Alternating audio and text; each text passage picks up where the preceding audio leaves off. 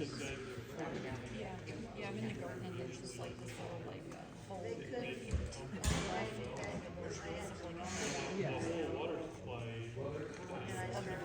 some raptor has decided our mailboxes is the perfect spot to like keep all of their stuff, so it's like all on the top of our mailboxes.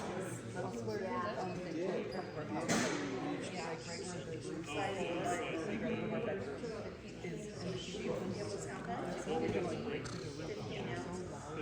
15 something, it was, normal one is 4 centimeters or something, and this was 15. Really big.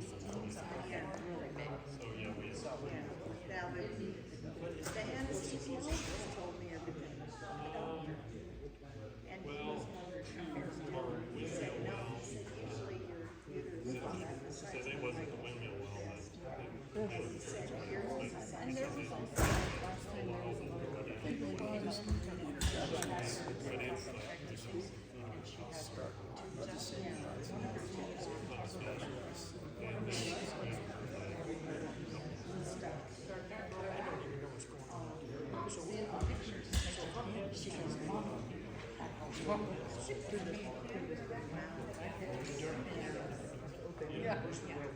Usually they got them together. When did she ever? how's things.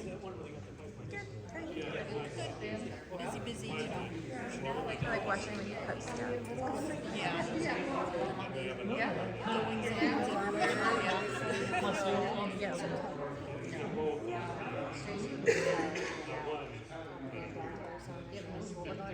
Do you get lots of butterflies and hummingbirds and stuff? Hummingbirds, yeah. Butterflies, fair. I think the cats kind of eat them all, you know, tiny killers out there. The hummingbirds usually, like I put my feeders in places where the cats can't like. Yeah. I know. Yeah, 6 to 7. Yeah. 7 to 7. I think the hummingbirds would mess with the cats probably too. I think they do. Yeah. I watch them. They dive bomb and stuff sometimes. We think we get started.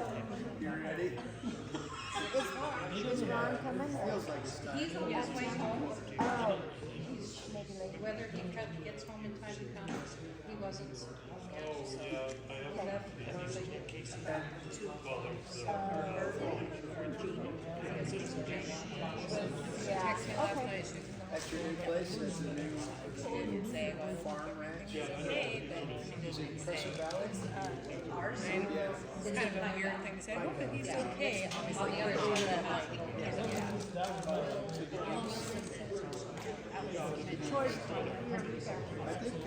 I think maybe I've driven through there. There's a highway that goes into Harlan. he turned off and doing better than he did in the fall. Yeah, the highway goes right through Green. Oh, really? Okay.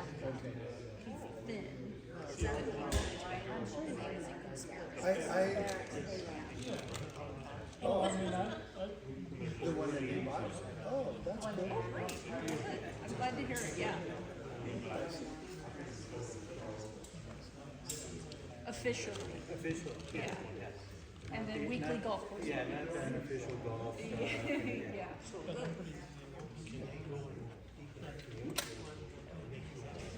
Well, they're almost the I was like watching his mouth. Yeah. Where do you go? Yeah. It's like I don't know.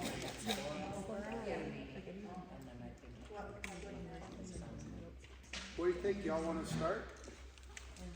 Okay. Well, thank you for coming out tonight. Appreciate it. We wanted to give you an update on the project, but we also, well, by the way, my name's Tim Crowley. I'm with Lithium Americas. I think I've gotten to know most of you over the years. We brought some new people to this meeting, mostly to focus on safety, security, emergency preparedness. But we don't want to start right there without giving just a high-level overview of how the project is going, how we're doing. So we'll run through a few slides, giving you an update on the project, and then of course we'll dive into Q&A, which is the meat of all of our meetings, our Q&A. So let me just do a few slides on update. and then I'm gonna turn it over to Joe, and then he's gonna turn it over to Don, and then Don is gonna turn it over to Tim 1. I can see it, I'm out. He's Tim 2. No more fighting. I'm Tim 1. The project, we can just move on past that. Project is going real well. A lot of the work that's happening today, you're not seeing, it's engineering. It's such a big project that you can't you can't do all the engineering and wait till that's done before you get going on building. So we do it concurrently. We're at about 70% completed on most of the design. That's the big broad strokes kind of stuff, the concrete, steel, building design. We're getting into much more detailed work right now, the piping and electrical and that kind of stuff. The sulfuric acid plant is being designed by a separate company. They're out in front of Bechtel on the rest of it. They're 85% done. By the end of this year, we'll be 90% done with engineering, and that last 10% will all be really custom as you go kind of engineering, customized to the type of equipment that you buy as you start installing it. We're spending down a lot of money right now. We've raised a lot of money. This is about a $3 billion project, but we didn't raise it just to sit in the bank. It really feels good right now that we're spending it down. The chart on the bottom left shows that we're heading, ultimately, if we do our job right, we're going to head pretty close to zero. We just can't head below zero and put us in the red. So the spend is big. We spent about $500 million on equipment so far.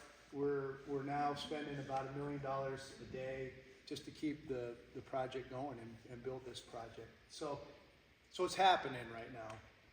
Some of the equipment that we purchased, the top right is a filter press.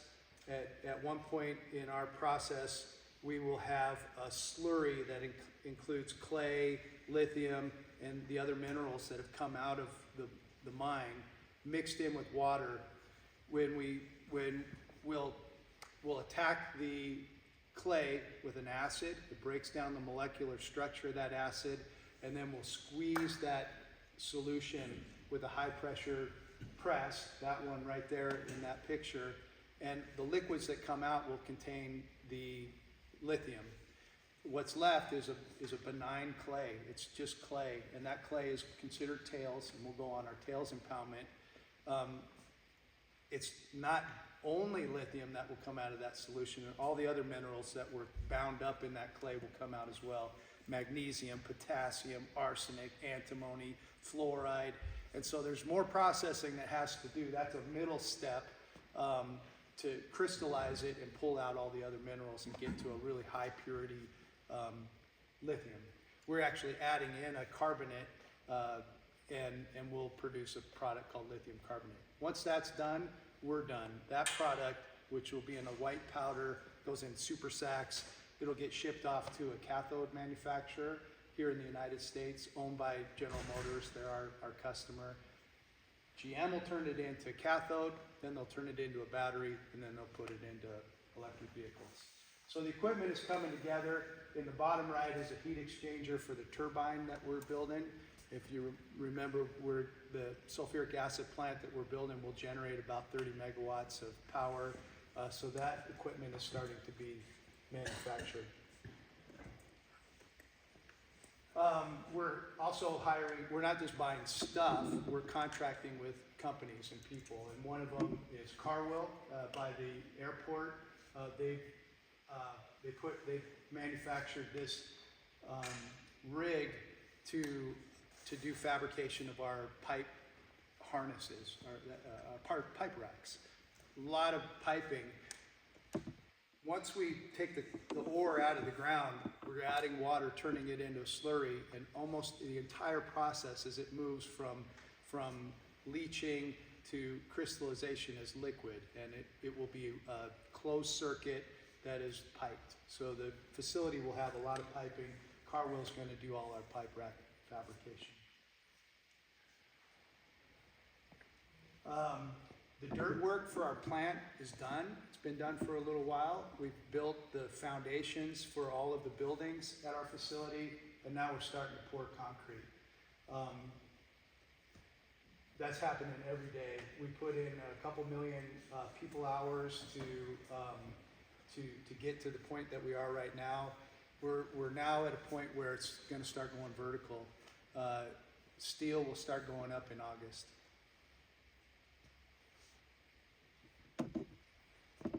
We have somewhere around 400 people working on this project now in Humboldt County. That's not just Lithium America's numbers aren't that big, but we have Bechtel, we've got Honeywell, we've got Joy, we've got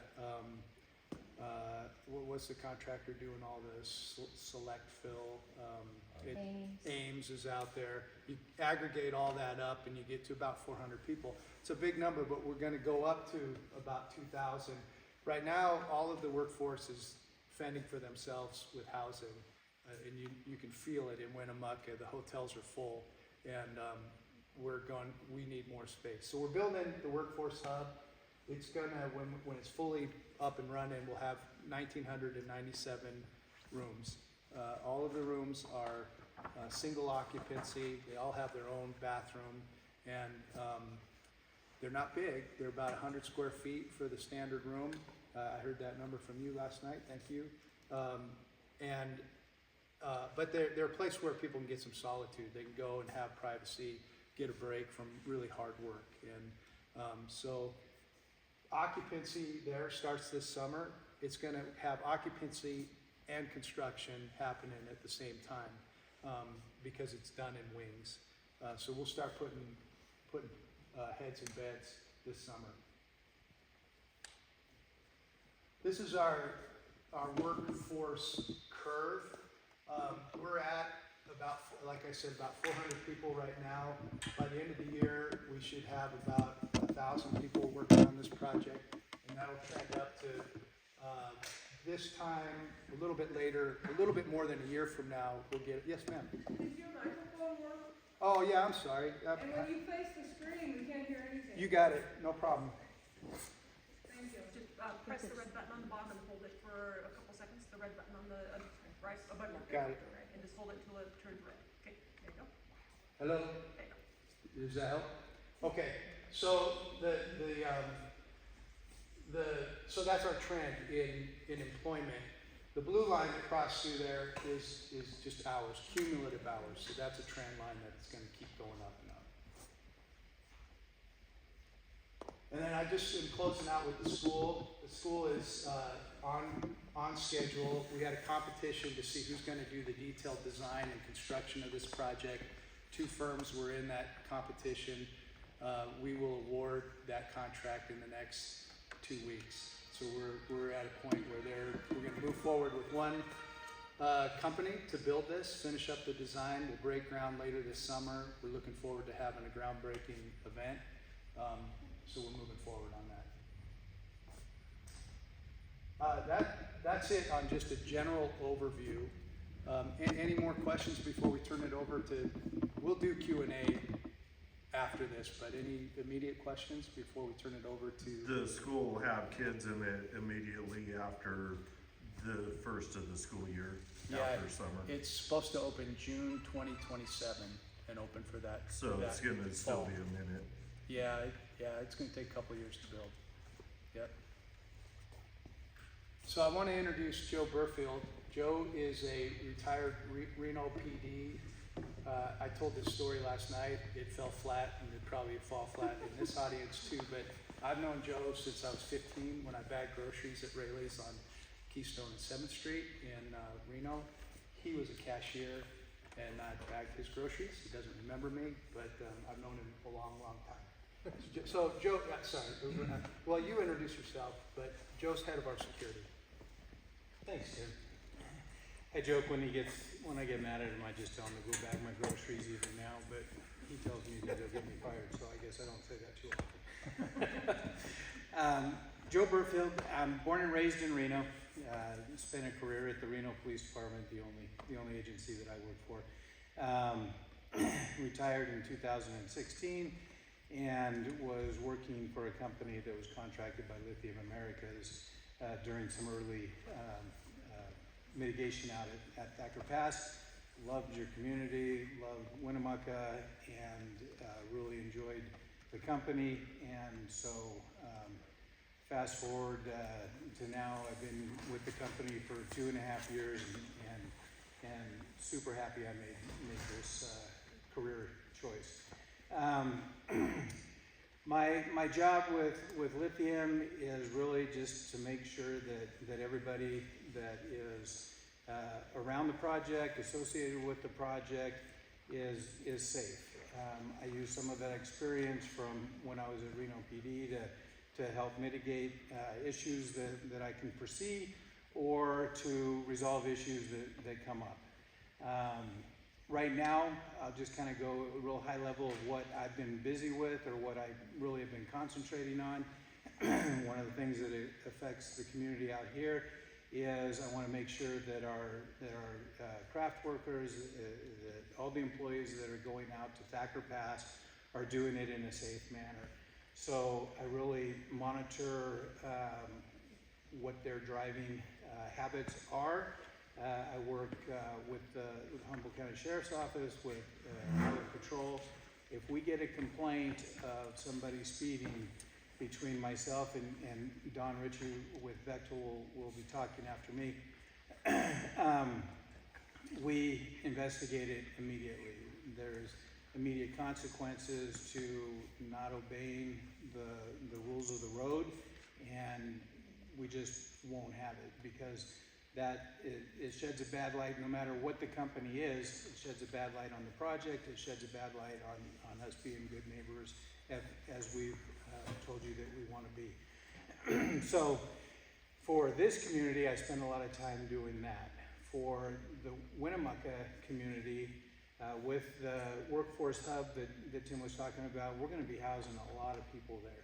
And with that, when I first came to list, I was going to city council meetings, and I was listening to what citizens were saying, and there's a lot of concern about human trafficking, prostitution, that comes with, a lot of times comes with these type of work camps. The last job that I had with the Reno Police Department before I retired, I was lieutenant commander in charge of what they call the regional units. So any unit that had an officer or detective assigned to it that wasn't just Reno PD were the units that I was in charge of. So I had gangs, I had narcotics, I had interdiction, extradition, repeat offenders, sex offenders. And so one of those was our street crimes unit that would,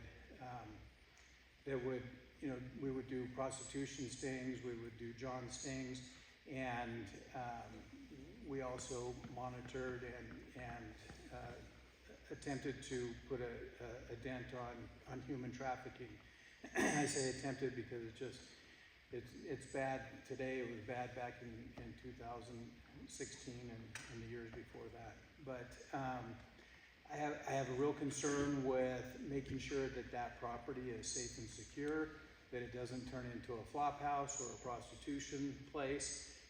So I went back, it was a couple weeks, almost 3 weeks ago now, I went back and did a ride-along with that unit that I used to supervise, just to kind of see what new trends are occurring today, because social media, we had it before I retired, but it wasn't as prevalent as it is today. I wanted to kind of get an idea of what apps the pimps were using, what apps the prostitutes were using, and I got a good snapshot of what is currently going on, because I want to make sure that we keep a handle on that for Winnemucca.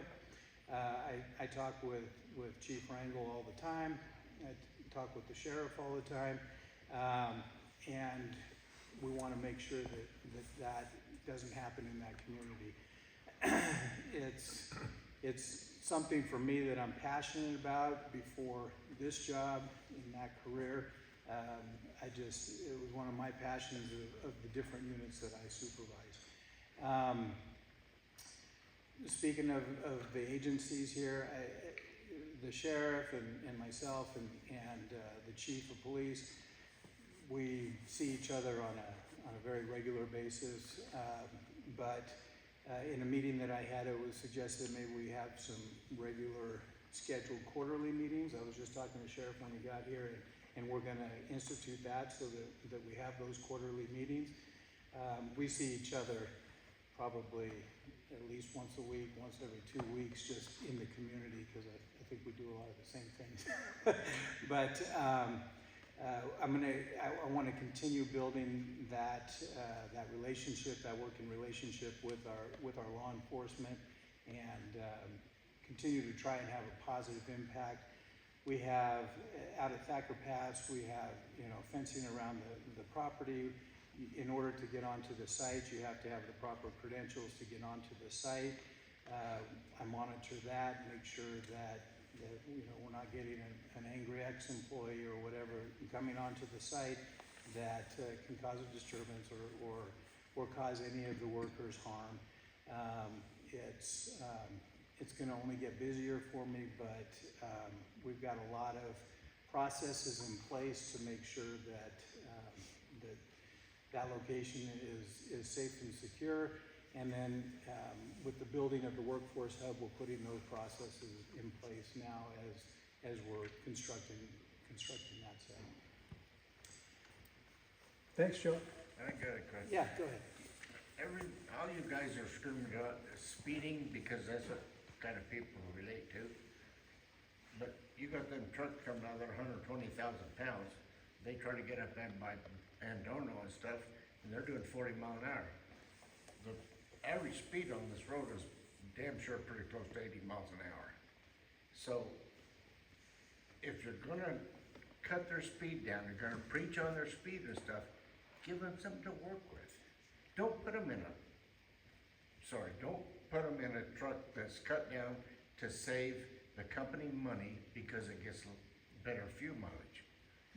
These trucks your trucks are gonna be heavy. I don't give a shit what you say, they are. So give them something to go with. These people, and you're gonna get in a wreck because this guy's going 40 mile an hour up past Andono, and this car's been doing 80 since he left Oregon, and he's gonna wanna get around. He's gonna get around. There's a blind spot up there, and I'll tell you what, you're gonna get in a wreck. So don't keep your drivers, your trucks down to where they can't maintain a proper speed on this highway, because this is not a slow highway. And you always talk about speed. We're gonna take care of the speed. Well, that's a different subject. Boy, anyway, I drove for a couple of days, and I'll guarantee you what, I have gotten in more jackpots because of slow trucks than I ever have of fast cars or fast trucks. I hear what you're saying. I know that it gets frustrating when anybody gets behind a large truck that is going way under the speed limit. We don't pick the trucks. We hire different companies to do our transports and whatnot. We really don't have a way to regulate, what vehicles that Well, yes, they you use. do. Yeah, we do. Thank Yes, you. you do. No, we'll take Okay. that. It's great input. We'll, Yeah. Yeah, Thank I know a gentleman just got some 565, 18 speeds, leased, and they were cut back, they were pigs. And they were hauling 120,000 pounds in Oregon and Washington. The biggest complaint was, like in them cities, Seattle and Portland, was the people that was backed up behind them. And that, it was scary. They're 10 feet wide or better, and so they really gotta pay attention. Yeah. And you cannot cut these trucks back like the leasing companies want you to. I understand where your trucks are coming from. I would do exactly the same thing in your position. But you can also tell them what you're hauling, where you're at, and the pulls that you have, and they can compensate for that.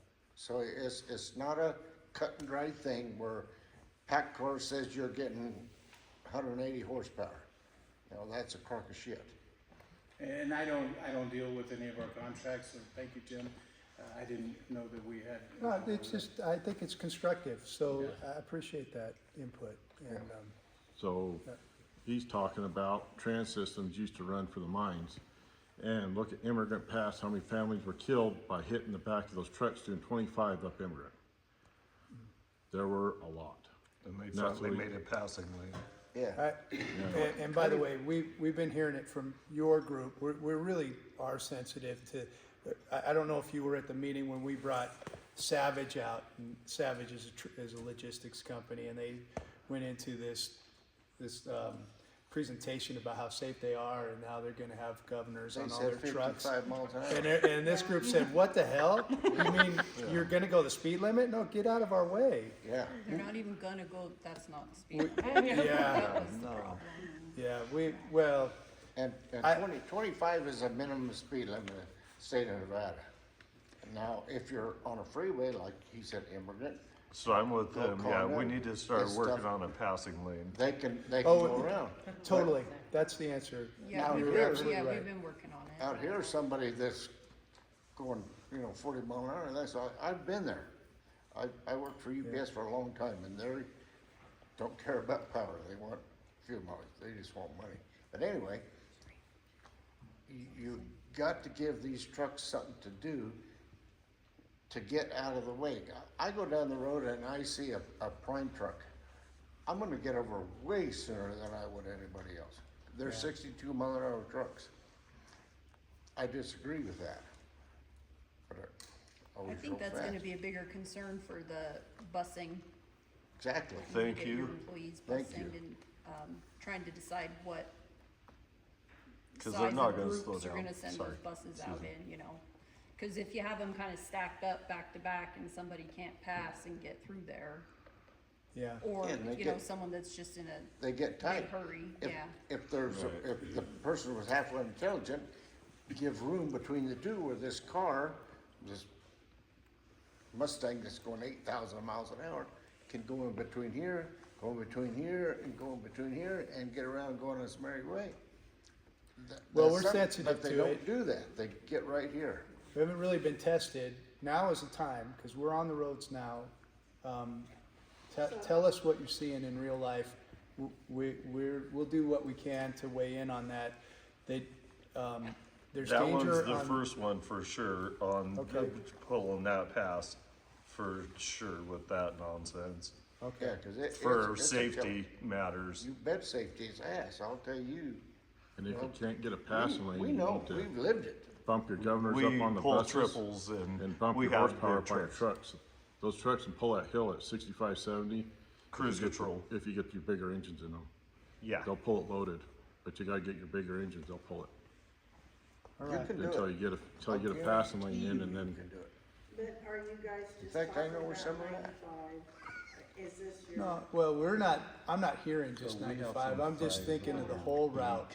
All this applies to the entire Because route. like right now, I mean, we're on there with our said I stack chose wagon, three our 30-foot baler, trailers on at the 70. road. I was on the swab Yeah, there and, today, but, we're doing that. but you know, if Well, somebody sees a triple. I appreciate it. We're If gonna, somebody yes, sees sir. a triple, I did have a concern of specifically about security, and I don't know why they're doing it, but, particularly if I'm pulling a horse trailer, I'll be coming out of our driveway late at night, and for whatever reason, security comes up and parks right smack dab in the middle of the road where it's dangerous to try and get around them. I don't know whether they're trying to get my license plate or what they're trying to do, but, No, we know what you drive. well, maybe you're just doing it to be, Are you talking about, the middle of the dirt road or the middle course, of I'll the do 293, just so because all the our, addresses that I wanna make the sure. dirt roads, the Pole Creek Road, but more, except as I the Crowley remember Creek it. Road more specifically, evidently, security sees lights and they come and park in the middle of the road. Okay. And so it's really dangerous to try and get around them, particularly if you're pulling a trailer. I've had that same thing happen. Well, A make guy- They just a pull off guy- wherever they want to. A guy pulled over and turned and his lights were shining straight on me. Well, and I got a load of hay, I'm coming down off of Thacker, and this somebody said blinding me, and I thought maybe it was something broke down, so I stopped and I said, "Are you okay?" And he said, well, and then I noticed it was a security pickup, and he said, "Yeah, I'm okay." I said, "Well, then turn your lights off the road, you're blinding people, you I wasn't very pleasant with him. But, Not this guy. Thanks, And you can't even pull over by the gravel pit or a gravel pile if you gotta go take a tinkle. A tinkle, I Then like you're that. coming to security time. she's already come up with that one. Yeah, is there a reason why your security patrols outside your boundaries? Yeah. We've got the pumps down at the very end, the Quinwell pumps, and so they go and they check those pumps, on a regular basis. Because I do hear a lot of feedback from different community members that if they pull off along Kings River Highway pretty much anywhere from, you know, kind of the lateral of where that well is to your mine site and even a little past it, that, you know, security comes looking around, and it's like people are allowed to pull off the highway. They shouldn't Thank you. be approached by security just Well, I guess for pulling over to Yes. check a tire or whatever they need to do, you know? And Okay, so we're having a great time with this and all this because they're on our property. So I have some 1-ton pickups with big bumpers on them. So I pulled right up to the door so they weren't allowed to get out of their security truck. While I got a cold beer out of the back at 1 o'clock in the morning, waiting for water, and they drove off. They're on your property. I was like, uh-huh. Oh, I wouldn't allow them to get out of their vehicle. You know how Kings River is. Yeah. Was that at your place? Oh, it was close enough. But I'm gonna go with that. Yeah, but he's a cranky bastard, you know. I'm not I'll though. definitely. But I like address what that he with said the as well. security. Yeah, if we're gonna mess with them, we're messing with them back. Yeah. Cause they Yeah, have no exactly. reason to. What are you Yeah. following us in What are there? they sitting on the highway, what are they sitting on the highway for if they're supposed to be looking at the mine? Where, at the second cattle or past, Youngbird's place, where you guys own, they sit on the east side of the highway with his lights on and everything, and It makes sense. It looks like if you Joe's wanna got some protect your, Yes, sir. Edward's not the only one that's had that problem. Oh, that was I have been followed year many ago. times and This is- slowed down from the top, right there where the monument is, or the Sentinel Rock, to the 8-mile mark at 40 mile an hour. From here to that wall off my bumper. You have plenty of room, plenty of time to get around. And it was. Yeah, there's no purpose for that. where'd you get these guys from? Colton Road is open to the public. Curly Creek is open to the public. Rayleigh's. Yeah, You cannot close they were that road. fired there because they were incompetent. From the state of Nevada, any road that has been there since 1976, you cannot cut it off. You park in the middle road like Ever said. You come up over with them little knolls and somebody sitting in the middle road. Or you have somebody follow you, like I said, when I slow down where they should go around, and they follow me at 40 mile an hour, clear to River Ranch Road. You know, I mean, if you wanna know who I am, say something. Don't dog me. Yeah, we owe you that. Like I said, traffic season, I'm all over that country every day. I hear where you guys are, where you're coming from, because there was a lot of stuff going on with the protesters, right? Yeah, but listen, their job is to make sure that the site is secure. Right, They but, have no business. But are you having issues with protesters now? no, here's what I wanna say here, is that you're asking us to trust you guys as a company. Well, you've gotta trust us as a community, that we're out there trapping or getting something out of a cooler, checking a tire, or whatever someone's doing. You can't be running up on everybody. We're not the protesters. We're not out here trying to sabotage your pipelines. Wouldn't live there if we didn't Cut your want to. fences and stuff. So if you're asking us to trust you, you have to extend that trust to these community members. It's all fine until we hit one of them, you know what I mean, with a hay truck, and then it's a bad thing for everybody. Yeah. You know, and that's how we make our living, sadly, that's what we do. Yeah, and listen, everything you make. You gotta get along. Everything you've said makes sense, and it looks like Joe's got a little work to do. I mean, we see, But there's no purpose, there's no reason for any of that. I live We totally agree. You guys go by my place every stinking day, and we see more security trucks having to run back and forth on that highway. I worked at INMAX for my sakes, we had a triple axle truck coming here to get the gold. And those guys hardly ever went out the Sod House Road to 140. They did their job at the mine. Isn't that what We they're hired have for? cut down on that, just, it used to be that they had the gas up at Sawtooth, now they're gassing up out at site, cause we've got some gas tanks. So hopefully they're staying out there, but I will follow up. Joe, on that. did- That's bullshit too. You can't gas up them son of a bitches every 15 minutes. Tim, Well, you guys- they're going out there every Joe, day. did They're they hauling drive gas out there every that, day. the security trucks, do they use their security trucks to go to and from Winnemucca? Or do they, how does that work? They have a vehicle that they have, but it's not marked. So To they all go- get into one vehicle? Yes, They they all share do. ride? But sure, I right. passed the universal security or line, whatever it is, I pass them on 95, quite For often, sure. with their light on. All right. Their lights flinging, their blinky lights on all the way to 95 to Winnemucca.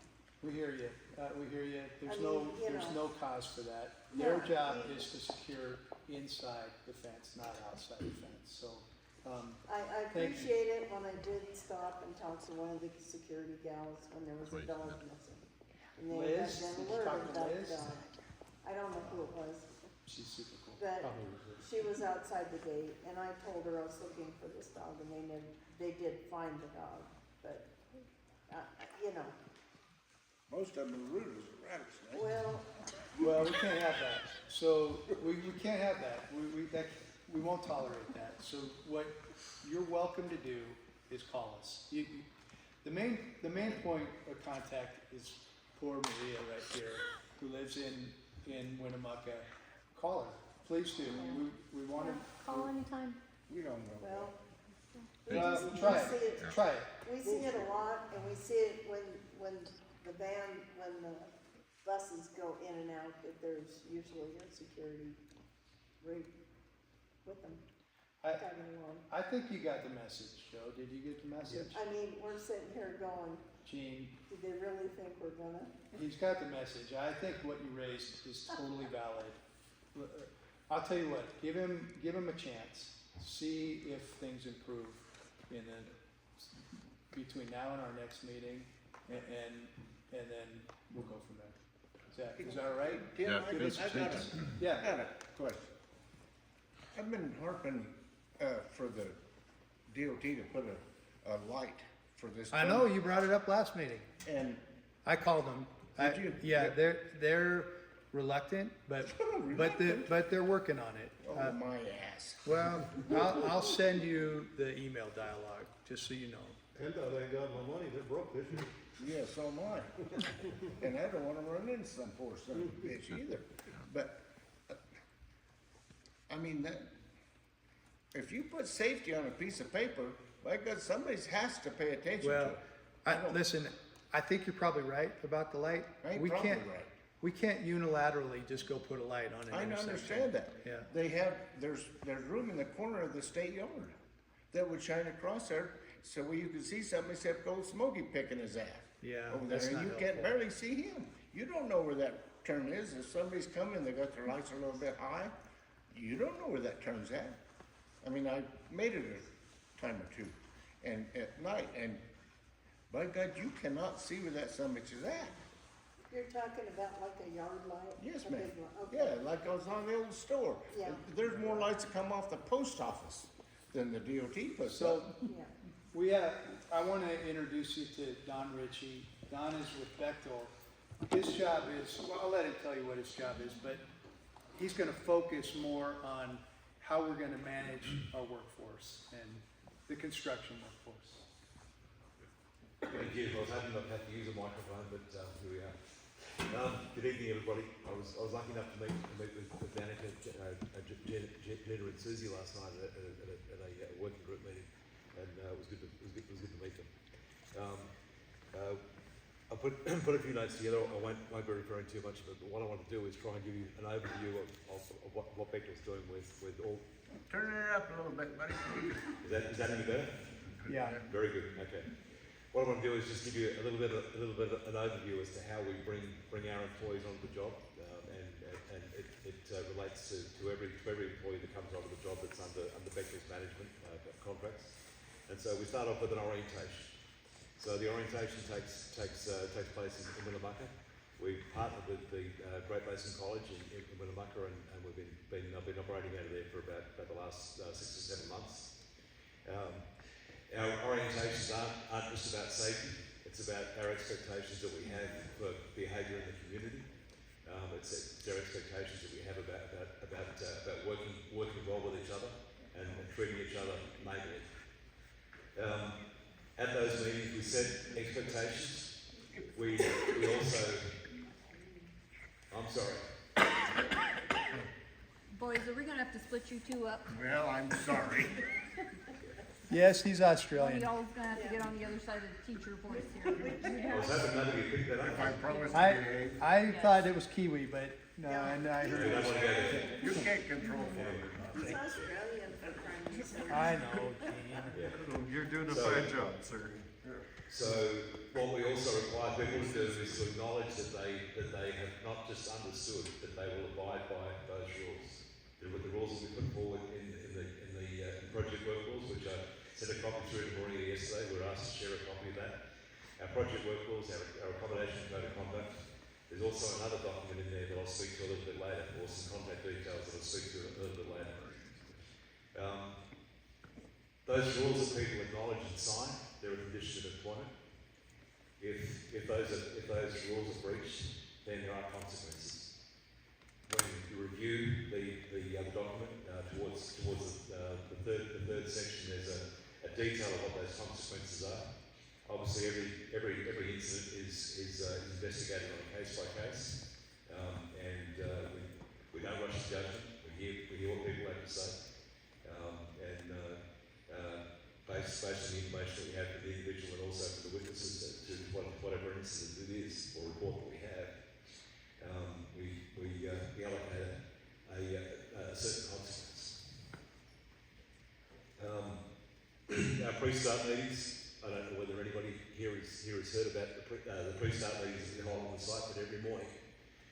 We're now starting at 6 o'clock in the morning. It was 7 o'clock, but we're trying to get people out of the heat of the day towards the end of the day.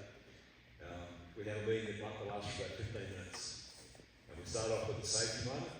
That's shared not just by the foreman or the superintendent, but we're encouraging involvement and engagement with our employees, so that everybody's got a stake in this.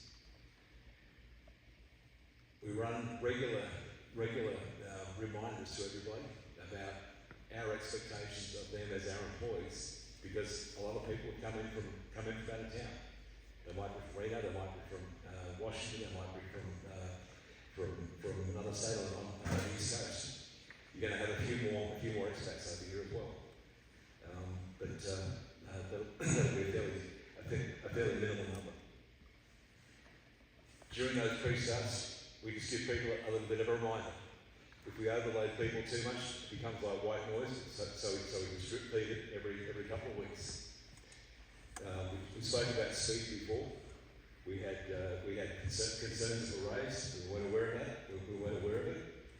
We had one just recently, and that individual has lost his ability to drive his personal vehicle to the job site for 2 weeks.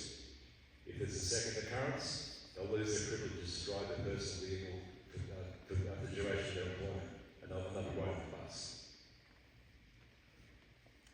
We had initially back in 2023 when I joined the project, I was lucky enough to meet with representatives from Winnemucca Police Department, the Sheriff's Office, and also Nevada Highway Patrol. Mr. Angel over there, at that very first meeting. Since then, we've had a number of meetings with Nevada Highway Patrol and also NDOT with regards to the condition of the roads and speed. We requested some support from the Sheriff's Office and also the Nevada Highway Patrol and other law enforcement to provide us with some added monitoring on the roads. We got that support, we're very welcome and we're very glad we got it. Since that involvement occurred, there's been a significant drop in any reports to zero until a couple of days ago. So we're we're very grateful for that support, and we keep reminding our people as well. We're visitors here, we don't do the wrong thing. We take a collaborative approach. Joe and I would speak at least once a week, sometimes it's 3 or 4 times a day, depending on the topics. Joe and Liz, his spectral counterpart, have regular meetings with law enforcement in town. They share information as we share with them to remain on top of things. Busing is going to be a big subject. At peak, we're probably going to have somewhere around 40 coaches travelling on 95 and also 293. Our plan with that is to release those on a staggered basis and have staggered start times so that we don't have a snake of buses that are running up and down 95 or 293 and causing hazards to other road users. As far as the workforce outreach, which is pretty contentious, or was pretty contentious at one stage, we have a set of we have a code of conduct that every resident that goes into that facility is required to acknowledge the same as their workforce. We sent a copy of that to Maria, and Maria sharing that with the group.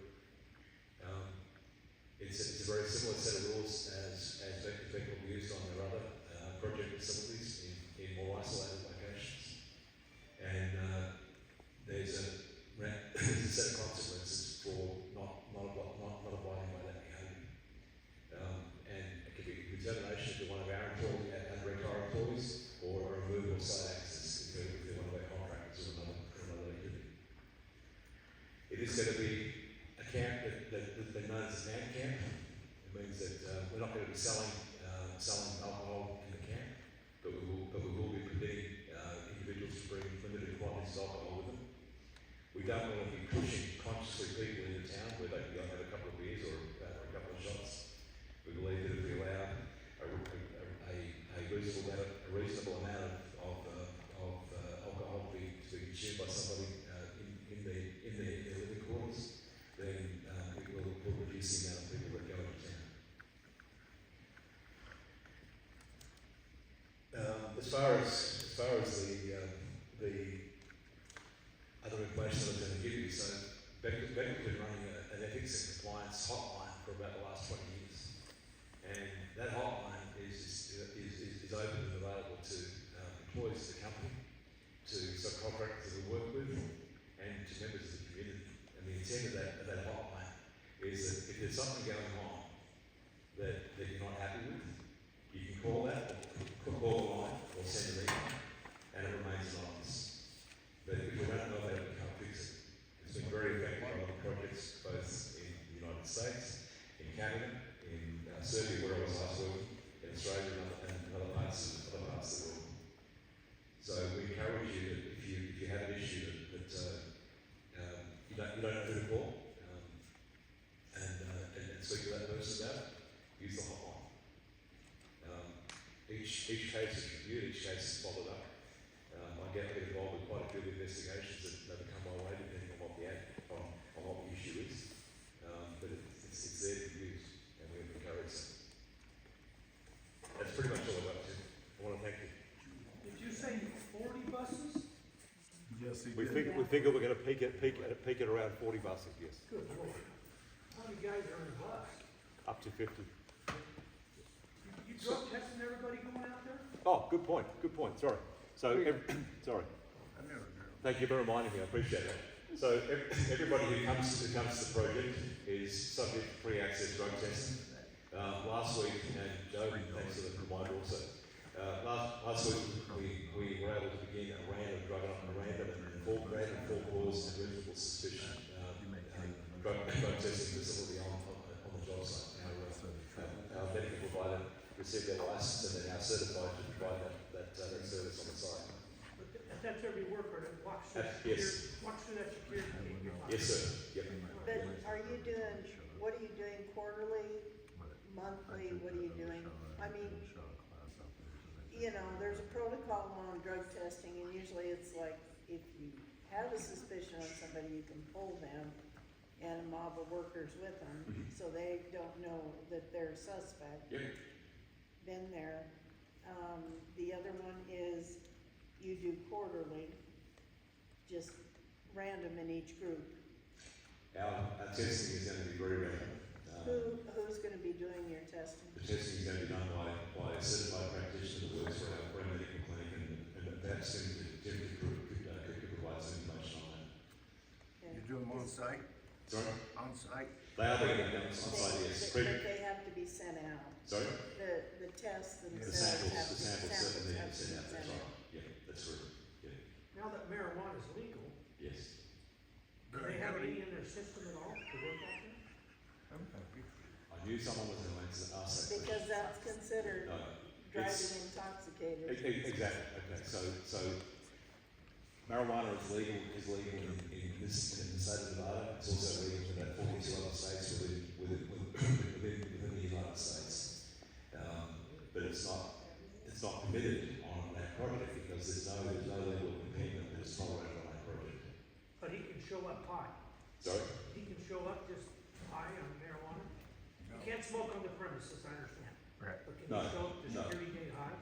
No. Is that the phrase? No, But then they go for a drug test. The condition of employment is that they arrive to work fit for duty, which means under no state of impairment, be it from drugs that were illegal some time ago, like marijuana, or some other narcotic, including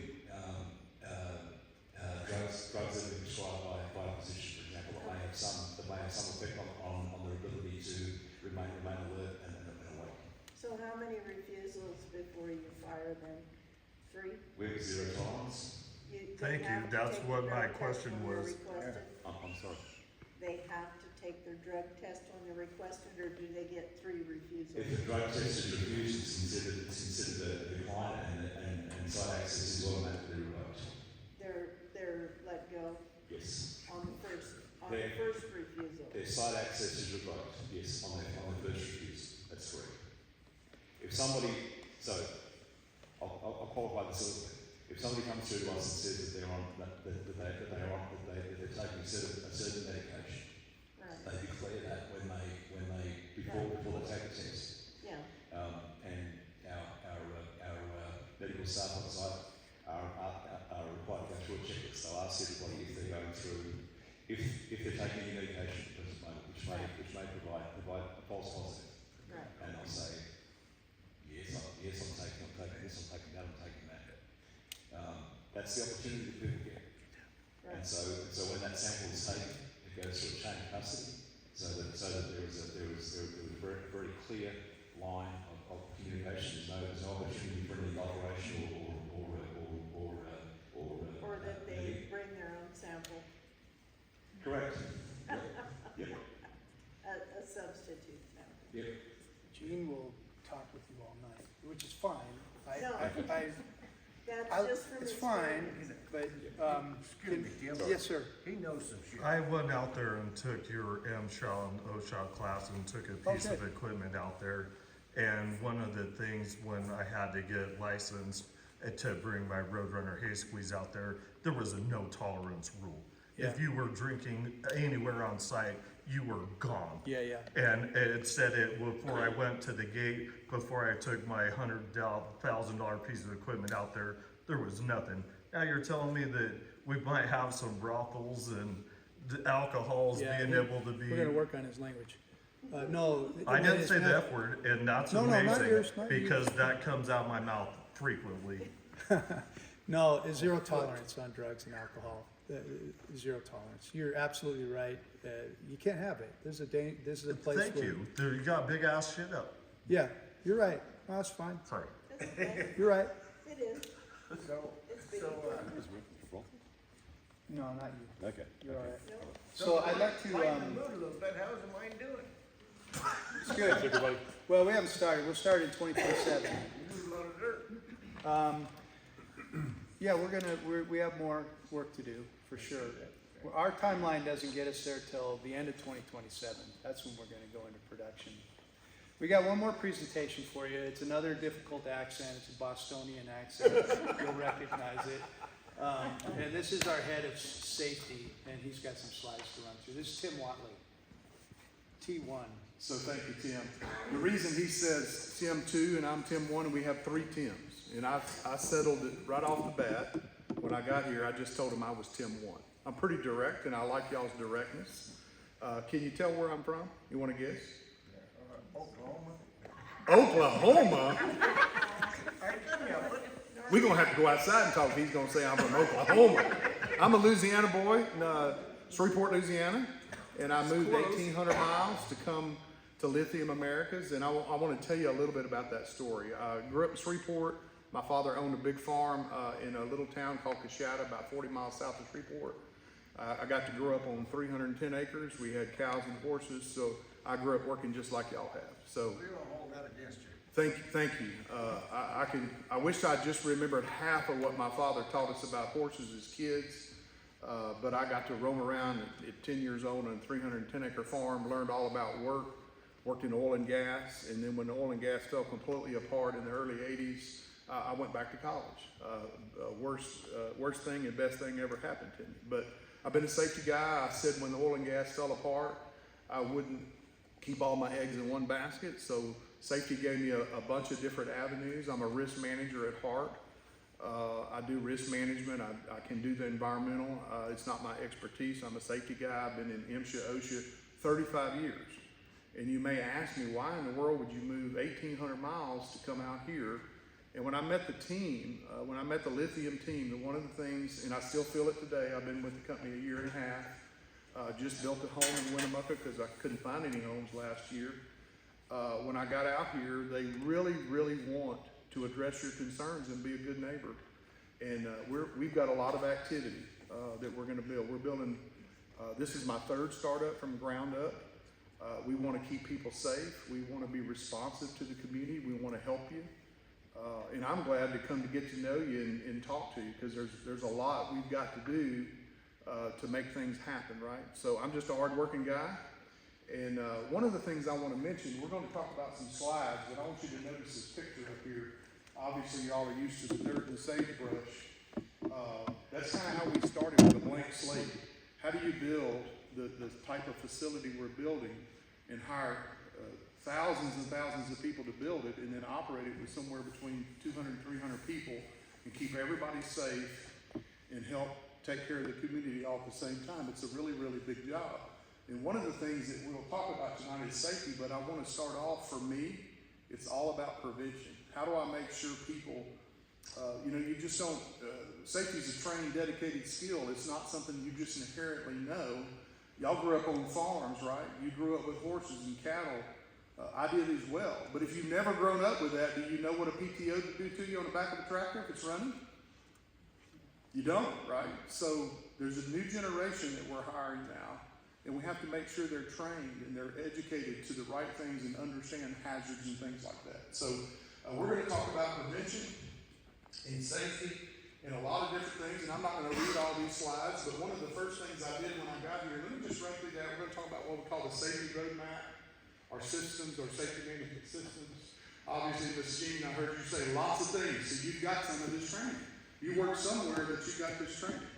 I can tell you as a safety guy, you mentioned three chances or something. I've never heard that in my life. I can promise you nobody at site is going to get 3 chances to come to work and refuse drug screen. No, they got requested 3 times. So they could deny a random test. No, anytime they refused 3 times, they were gone. They got 3 chances. But they were right there, and they asked them. Out the door. One time, they asked them the second time. I'm not going to do that. I can just tell you, I'm not going to do that. Training, we're going to talk about emergency preparedness, medical services, and we'll talk a little bit about some policies that we have. So when I first got here, the company wanted to know how we're going to put all this together. So I built an entire roadmap that takes us literally from developing all the procedures, pulling the training out, the hiring process, everything we have to do to get people ready to work, right? So there's a huge piece. How do we communicate our philosophies that we believe? How do we communicate who we are as a company? I've got to earn your trust. And I want to pause right there because that's really important to me. It's important to me right here.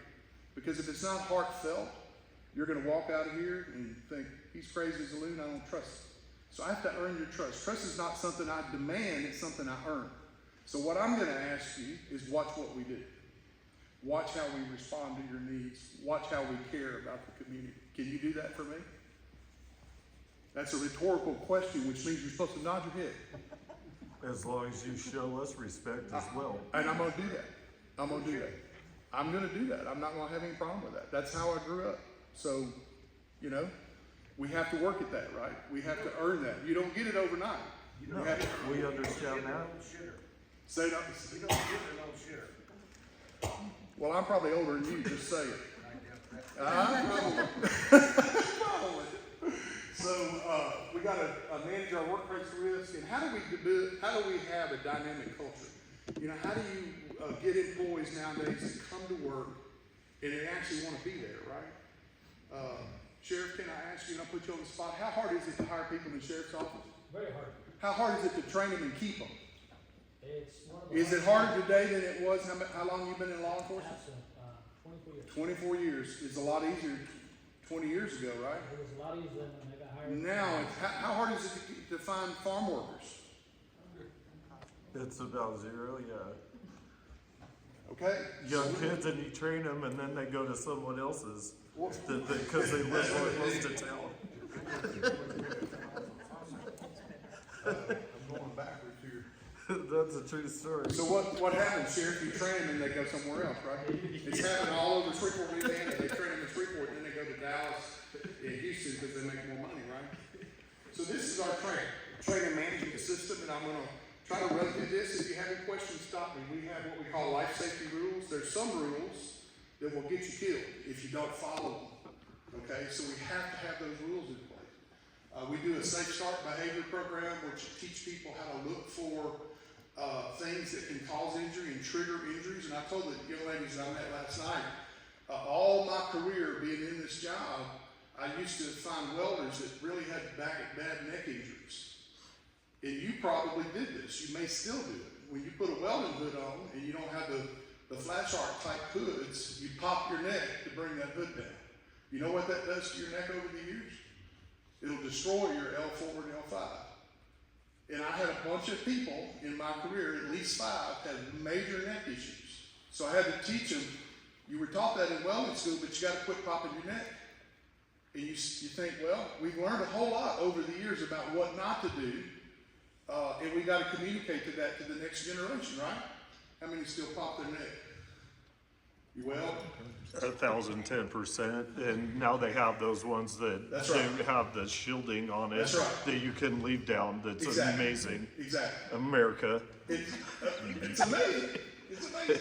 Look at all the cars we have now. You got airbags and all these automatic systems that protect you on the road, and automatic braking systems, and all types of things. We do hazard assessments. We do root cause analysis. We've got a product. We're going to do, some of our plant will be PSM. We're going to have a full medical clinic on site. The contractors have it set up now, and I'm going to continue that because I'm going to be responsible for hundreds of people with well over an hour's trip if weather's good. So if someone's hurt, we've got to be able to manage, even if it's not work related, we've got to manage a heart attack or a stroke or something of that nature. We've got to be, snakes are prevalent out here, so we're setting that up as well. I told the ladies last night, they asked me last night, would we help the farmer if he was hurt? You better know I'll help you. And I give you my word on that. Because it's important. Yes, sir. What about the benefits to the community for that? That would be extreme. You know, it's one of the things we're going to do is I'm not trying to set up a clinic where people can come out to a clinic. If you were injured, I would certainly help you, right? If you had some farm injury or something that I could get to you, or maybe you're ambulatory and you show up at the gate and you're hurt, I'm going to help you. I can't manage people's medical issues at site, but I do support a clinic being here one day. I certainly support that. Because you have to drive, where do you go, Winnemucca? Yeah. You go into Yes. Winnemucca, do some of you go into Reno? Or If we make it that far. if you can get that far. Understood. You're in a very remote area, and I grew up that way, so I really, really understand that. My mother was a nurse. By the way, I'm a paramedic. I haven't mentioned that yet, but one of the things I do, I've set clinics up all over the world in my career, and we're going to have a clinic here. and we're gonna take care of the workers to the best of our ability. Training is a big issue. We don't know exactly, we talked about this a little bit last night, but the team is working with a company called Norco, and we put our training plans together. It's called the Training Needs Analysis. Many of you that work in mines and in different places you work, you know what that means. We're looking at somewhere around 6 to 7 weeks for a new employee to sit down in training before he ever arrives at the site. That's how seriously we're taking it. So start calculating 40, 50 hours a week by hundreds of employees, the cost of what it's going to take to put the training together. Is Nucor the metal company? No, sir. No. Did you say Nucor or no? He asked me, was it Nucor? It's not Nucor. It's SOS International. They're out of, aren't they based out of Canada? I'm not sure. The international. They're international. They're a huge, huge company, and do this literally all over the world. What they do, they're using local medics. I mean, they are using some local folks to staff to do their staff. Okay. So we'll have written programs. Obviously, we talked about training. I believe this is one of the things I believe. We talked a lot about this internally in a little bit last night. Is I believe to train a person well enough they can leave, but treat them well enough they won't want to. So I'm going to be training a lot, and I'm going to make sure that people are trained and that they understand hazards. If you understand the hazards, you can mitigate them, and you can do dangerous work safely if you know what the hazards are, right? We'll do incident investigations just like Mr. Don talked about. I've got to keep lots of records. We'll have safe work permits for people coming into the plant doing their work, and we're going to do a lot of audits and inspections. There's an old saying, inspect what you expect. What do you do, Ms. Karen, with the students when you teach them? You test them, right? So they know that test is coming, so they have to get prepared for that test, right? How many times do you remind them? How many times do you go over it? Yeah. Do you review the test after they've taken it? Well, guess what we're going to do with the workforce? We're going to do exactly the same thing. And if I invest in them, I expect them to invest in me and invest in what we're trying to do and accomplish. So it's really, really important. We talked a lot about training, and I won't just keep burying this, but one of the things, and forgive me, it's a personal thing for me, but I'm writing a book. I hope to publish a book one day. It's called Safety's Real Work. And if you've ever been in the industry of any kind, when you write a program or develop a training or execute that training, you find out it takes a lot of time. You just mentioned money. It's going to take a lot of time to do what we're doing. But I've got a sentence bolded up there. It says safety is not just a set of standards to abide by, but it's a trained and dedicated and well-practiced skill. You have to get people thinking the right way. Ever been hurt when you're frustrated? Yeah, sometimes you need to go take a walk. Because when you're upset or you're tired, how many when you're really fatigued? What happens in the officer, Sheriff, when they get fatigued? They can make bad decisions, right? They can make, because they have to make snap decisions. Workers have to do the same thing, right? So it's really, really important to make sure people are resting. And you have to train them to watch for the triggers. You know, if you're frustrated, if you've ever gotten angry, you're subject to being hurt, right? Or you're tired. Yes, sir. I want to back you up on that. I drove truck for quite a while. Yes, sir. And, then It's I tough. worked for a large company. Yes, And I learned their training and what to look for and stuff. Yeah. Because I was just a bandit son of a bitch, you know. And when I went to work for them, I learned a lot. Yeah. From them. It matters. That training, It matters. It matters. But that training, and farm people don't understand that, and I'm having a hard time with it myself, but I mean, there's a lot of stuff I'd have never set my fat ass in if I'd have known what I know now. Yeah, of course. And it's that training is a big deal, and it's not a class, it's something that's gotta go in here. Yeah. Thank you, and I appreciate your support on that because you got to win the young generation over nowadays. Yes, sir. Yeah, in terms of the safety, how are you guys progressing in terms of getting the highway fenced? Well, Yeah, pretty well. Tim can answer that because we talked about it a little bit last night. Yeah, we can't just do it without approval, as we talked about last time. So we've gone to NDOT. We've received approval from them. They wrote to us on June 12th and said that we need to go through a BLM process, section 106, which is cultural clearance. That's happening right now, has to be surveyed, cleared for cultural artifacts, and then we can build it. So we are gonna keep your cattle off the road. It's coming. We've committed to doing that project, and we'll get it done. Didn't you say they need a landowner? Yeah, they're gonna Survey or do a something too? survey, a mapping survey and a survey of landowners to make sure they're not in conflict. And that's happening right now. So when do you anticipate starting work on it? I really don't know. I don't know. I'm sure we're on the top of their list. No, we're moving on it. I'm happy to send you the email that came from NDOT on the 12th of this month, and you can decipher for yourself when you think it's gonna be done. I don't know. So back to training, we're gonna do a lot of preparation. I wanna be preventive more than I want to be prepared, so to speak, but we have to be prepared, right? We've gotta be prepared for some level of firefighting, serious weather conditions, medical, any type of release or spills, anything like that. So we're gonna be really working. We'll have an ERT team, we'll have, fire engine trucks. We're gonna work with the local group. We've met the fire chief here. We wanna work with the team here and train people and help us to help them. So I just participated in a Humboldt County-wide hazmat drill that we did out. It was out towards, like you're going into Elko at Gold Conda. Did I say that correctly? I'm still learning the areas, so don't fuss at me too much. But had over 100 people participating. Had at least 3 of the mines that responded out. Sheriff, I believe I saw you out there. So you remember me talking to the groups? Really well, because we were concerned, can we respond to a hazmat incident? So there's a lot of planning, a lot of pre-drill type things that'll help us be better prepared and take care of the workforce. On your hazmat site you just mentioned, what would this compare, your lithium compared to, say, a standard gold mine in preparedness for your hazardous material fall? It's an interesting question. I'm not suggesting our plant's not gonna have hazards, because there's certainly gonna be hazards, but if you look at our overall facility, it's pretty benign. The lithium itself won't hurt you.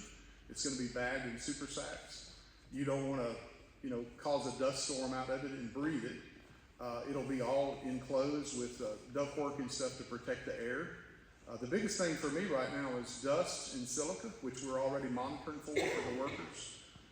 We'll deal with sulfuric acid, and as long as it's contained in the pipes and we keep it, closed up, it shouldn't be too much of an issue. It's probably one of the safer facilities I've worked at in my 35-year career from just a chemical standpoint. You think it's safer than gold? It's scaled way down from a gold operation, Yeah. so just exposure from size is way different. I believe so. Now, I've never been in the gold side. My work in Louisiana was in mining lignite. We made activated carbon, which is used for coal-fired power plants to reduce their mercury emissions. Title V permits are huge. We're not even, I think we're Title II. There's an environmental manager that would have You to guys help. are using over 2,000 tons of acid every day. Yes. There's no. Yeah, smooth it's talking about dangerous. it. We have to use acid, just like the acid that's put on the fields in Twin River Valley. It's the same type of acid. I know. It's not, because it eats equipment up, they use, Tiger 90, it's a. And chlorine gas and a whole bunch of other, so don't be smooth talking stuff. Yeah. Yeah, we're We definitely don't- not putting acid we don't now use on acid. anything. Well, I've actually talked to farmers in this valley who do. Okay, so are they in this room? No, Acid? they aren't. But acid? Yeah, sulfuric acid. So they're using it as a fertilizer? To change the pH. They change the Maybe a pH, minute amount. a few of them have used it. Yeah, I'm sure. But Us too. depending on how you use it, you can have a train wreck. They bring the oldest falling down spreader to run it because it's gonna eat it to death. Sure. So on your acid out there, it's just dissipating out of the atmosphere because it's on the leach pads? or it's going in the No, ground? we're gonna put it through a neutralization cycle. After it leaches the clays, we'll neutralize it with lime. And the clay that comes out of that piece of equipment that I showed you, the press, will be pH of 7, neutral. And I possibly heard that you guys are starting to dig lime up on the Oregon border by McDermott somewhere. No, That's we are pursuing a lime mine. It's off of south of 140. here. It's on South of here. 140, isn't it? Yeah. Yeah. Yep. Off of 140. Yep. That's pretty tough. There's a lot of area to talk to one. Yeah, we can either buy it on the open market or we can mine it ourselves. And, So you're not doing nothing at the Kadura mine that's up by McDermott? No, that's a company called the project's called Jindalee. The company is called Jindalee. And no, we don't have any affiliation with them. So I think when you talk about emergency response, the one thing I want to point out here is an emergency is an unwanted event. So my job is to make sure that we manage all this where we don't have an emergency, and preparation is everything. I want the employees to know how to respond, where to go, what the hazards are they may face, how do they respond to it, how do they protect themselves, and can we quickly protect others. I've done this for many, many years, and I've been really successful taking care of employees and communities. So I'm going to continue to do that, and when we get our training programs built and things that we need to communicate, you're welcome to come sit out, and I will train you just like I train them to show you what we do, for sure. Oh, excuse me, you being an EMT yourself, are you gonna have an EMT on standby out there? We're going to have round-the-clock paramedics. During the day, we may have a nurse practitioner, but we'll have staff paramedics that will be supported by an ERT team of at least 20. Most of that ERT team will go through the 50-hour, I don't know exactly what they call it in Nevada and Louisiana, it's a first responder course, it's about 50 hours. The supervisors will go through EMT, but you'll have staff paramedics around the clock. Is that gonna be? I didn't quite hear you. That's gonna be cheap and Well, you They're know, gonna be working. Safety first. safety first, you bet your ass. it costs money to do what we're doing. So, in order to take care of the employees and be prepared, it's gonna cost some change, yeah, for But sure. are they gonna be dedicated to that? Of course. Or are they gonna be working and also first The responders? ERT team will be employees of the facility. The paramedics are designated paramedics in the clinic. They don't perform work out in the field. They are in the clinic waiting on, just like the police, to respond to a radio call. They would be, if somebody's ambulatory, we would take them to the clinic. If they have to go into the facility to pick somebody up, they're gonna be supported by the ERT So, team. what's their shift like, gonna be 12 hours? I have no idea what that will be 3 years from now. Mr. Don, what are the medics working right now? 12 hours? 6 to 6. 12 hours, 6 days a week for construction. They're working 6 to 6. Most likely, the medics will be a contract company, and they'll work 12-hour shifts. They'll work probably 7 days on, 7 days off. We don't know exactly, but we'll have 24-hour coverage. You're gonna get a helicopter pad. We are going to have a helicopter pad. Yes, sir. We do. I tried to fly one.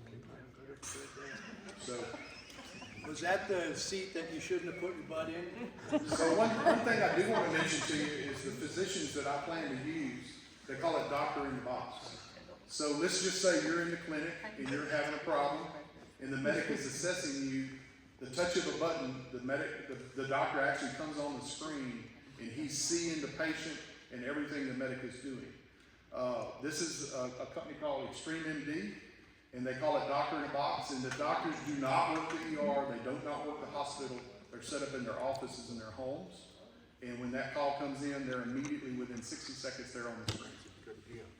They're guiding the medic if he needs help. If they're taking your blood pressure, they hear it. If they're running an EKG, they see it. If they're providing medications, they're checking the drug dosages and those type of things. So it's going to be a pretty cool setup. You don't get much better than that. And then we have a crisis management plan and an escalation policy. I won't get too deep there. This is for us as managers to notify our people above us, our leaders, our vice presidents, and our board What I teach everyone is you take care of the problem first.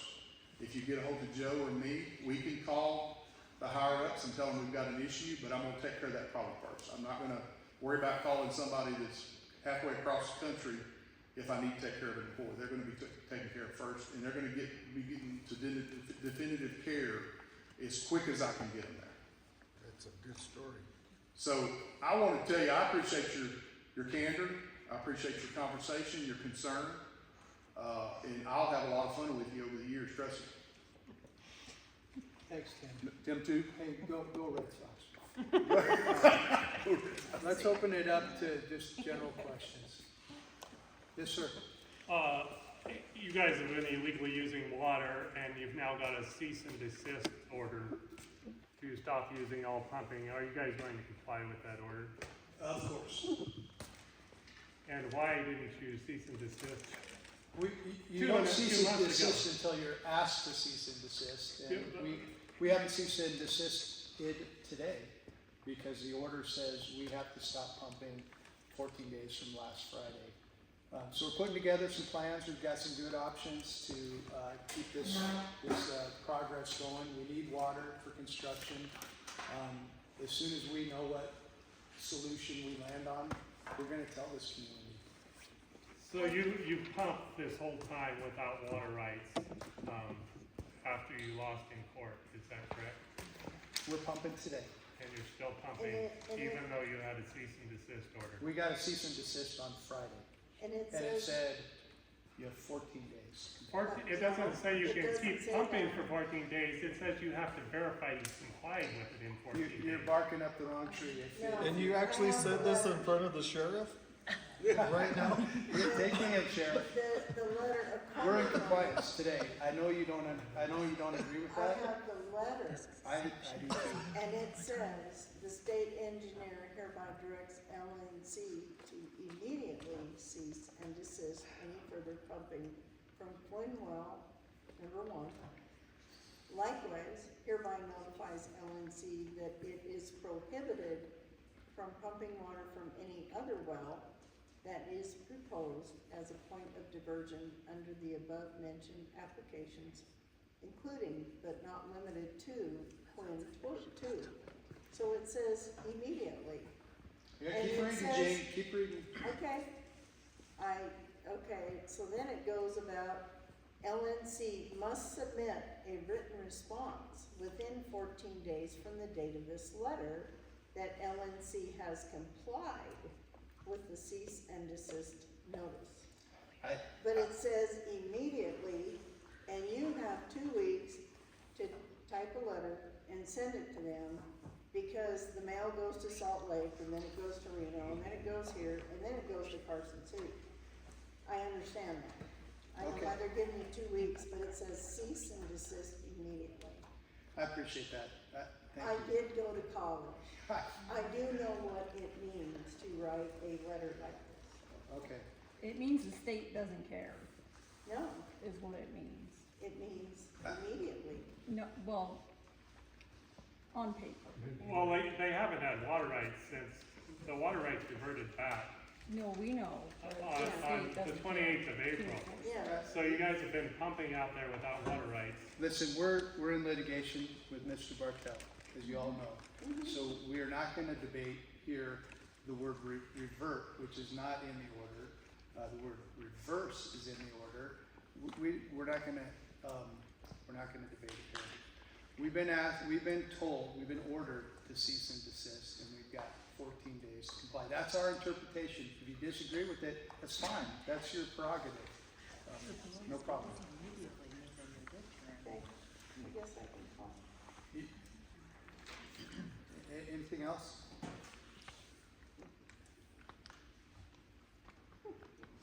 Professor? No, just listening. And are you letting, we hear all this hype about all these jobs, and you're trying to bring all these people into the community. Are you letting them know of all these things that are coming down the pike, or are you just continually hyping it, and then maybe you're shutting down here shortly? So is that being fair to your employees? I don't have an answer for you. This project is gonna move forward.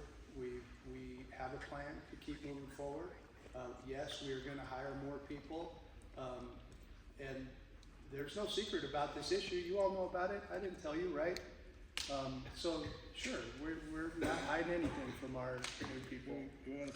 So if I went out and asked our employees, they're gonna know that you don't have water rights to pump for the mine right now.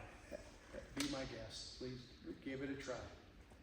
I'm just curious, when you reapply for these water rights, unless you appeal the decision, however you're gonna go about it, if you reapply for the water rights, to avoid this situation, are you going to pipeline from each source? Each farm that you bought water from, are you gonna take water? We haven't selected our solution, but of course it's gotta be in compliance with the law and approved by the state water engineer. So once we have a solution in place, we'll tell you. Our goal is to have that in place before the 14-day clock expires. That's ambitious. We may not get it. Because we should, since you, according to Montero's ruling, you have to, the water had to go back to the source of, where it came from, the farm. That you had to go through and reapply for your permits, which includes a 30-day protest period for people to. It'll You depend would have to do ultimately. the same thing? It'll depend on if they find our water rights in conflict with Mr. Bartel's. If they ultimately find that, then we've got to do something different. How much are you pumping a day now? I don't know the answer to that. Sorry. Anything else? Are all these employees you guys coming in with, are they MSHA certified? Yes, they have to be, once we're a mine, let me back up on that. The plan is, Tim, I'm gonna get into your issue. Let me start and then dive in. The plan is to be regulated, the whole facility by MSHA. We have, really, Tim one has asked that we be regulated by MSHA and OSHA. So ultimately, if we are, if that's what the feds decide to do, the certification will apply to where that person works. They're working on the mine site, actually excavating, they'll be MSHA certified. If they're working in the chemical plant, they're gonna be OSHA certified. Including all your subcontractors? Yeah, absolutely. Yeah. Hey, Tim. Yes, sir. So out at Twin Creeks, they have that autoclave.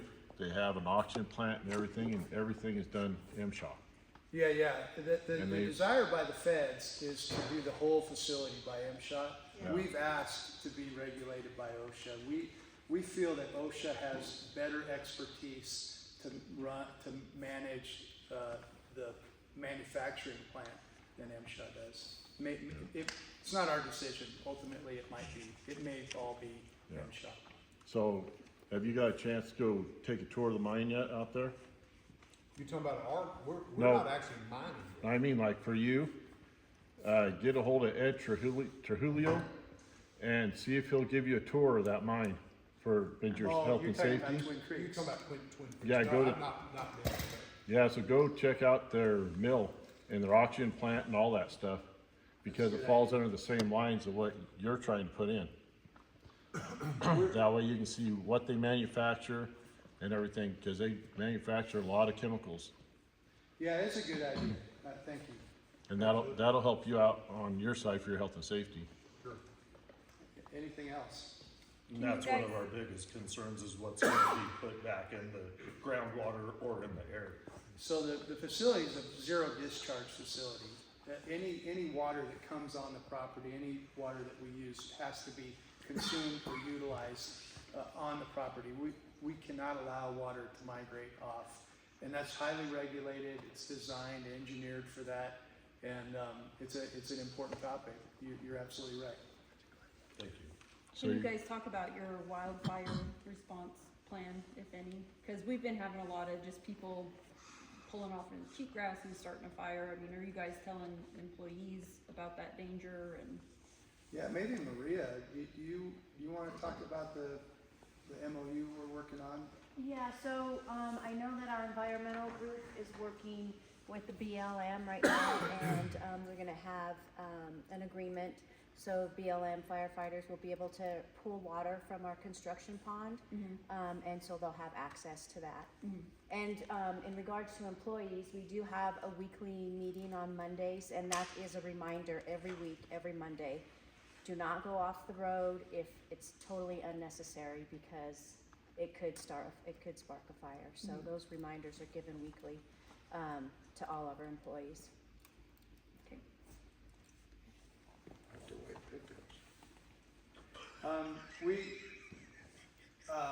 We know that your time's precious, especially this time of year. We're happy to come back. We're happy to drill in on topics that you want to hear about. So let us know what's on your mind. We're also happy to show you the project. Let us know. We'll take you out, show it to you. We're continuing to work with the working group, and we'd like to keep you informed on a weekly basis. So if you're not getting a weekly update, let us know. If there are things in the weekly update that you think aren't helpful to you, we can cut those features out. One of the things that was asked for early that I think is probably running its course is you asked to know who's on site, what contractors. So we keep that list going. You like that? Is that something? Okay. You can always just scroll right past it. You let us know when you want us to come back. We're happy to do it. If you're not receiving our weekly updates, if you'd like to receive them, you can put your contact information on the sign-in sheet there, and we'll make sure that we include you in that distribution. Okay, thanks everybody. So your 100 trucks a day or whatever is coming, when do you think that is supposed to start? Well, we're on the road today. It's not nowhere near that number, but it is going to crescendo up. And the one thing that we will use that newsletter that Maria was just mentioning to do is let you know when the permitted loads are coming, so you know when there's big stuff coming. So right now you're using Honeywell. They're a contractor working for us, for sure, yeah. Permitted stuff, what do you mean? If you have a heavy load, you gotta get it permitted, so they inspect the overhead, then they inspect the bridges. You get quite a few of those. We're gonna have some, yeah. You've had quite a few of them I bet you're right. on your equipment. I don't know about permitted, Well. And hey, do wide you load. possibly have a scale there that you're weighing these trucks? When you've got that many. yeah, you have to, yeah, I don't know. how On that- site? No, we don't. No, it's when you got that many axles. That loads, heavy loads are coming to the site, not leaving. When we make our product, they'll be in super stacks, they'll leave in trucks. But it's the to the site that, it's certainly during construction, it's about bringing stuff to the site. So your super sacks, you already know what's in them. No, when it's a super stack leaving the site, it will be product, but that won't start. So you know exactly what it weighs is where I'm getting at. Oh, yeah, It's gonna you're be right. heavy, Yeah, is yeah. what we're Yeah, saying. you bet. So you're putting on 30 sacks. Yeah, I don't know how that'll work. I've never done Do that. you, Tim, those sacks, when you're gonna haul them out, are they gonna be in a curtain truck? Are they gonna be in a van truck? I don't know. I wouldn't think you'd want them on a flat. I gotta tell you, I don't It's know happened what either the way. truck is, but I have an idea. I've hauled them along on flat. Oh, yeah, go ahead. Not lithium, but carbon and a lot of. Thank you all. We're at your disposal. You let us know what you need. Thank you. Oh, thank you.